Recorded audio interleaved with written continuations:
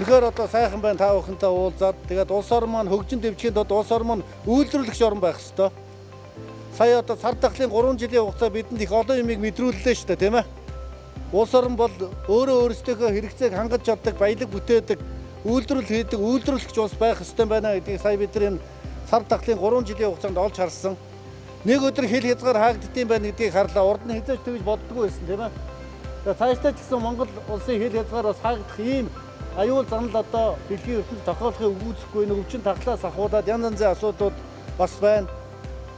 Тэгэхээр тэр үед юу бодож байсан бол эх орондоо үйлдвэрлэл хийх ёстой байна. Дотоодынхаа хэрэгцээг өөрсдөө хангадаг байх ёстой байна гэж ойлгож байгаа. Алийн болгон бид нар гаднаас гууж амьдрах бай, тийм ээ. Одоо өөрсдөө хийж бүтээ ийм боломж болцоо бидэнд байна. Түүний нэг нь бол одоо өнөөдрийн та бүхний одоо эхлүүлсэн энэ сайхан үйлдвэрээ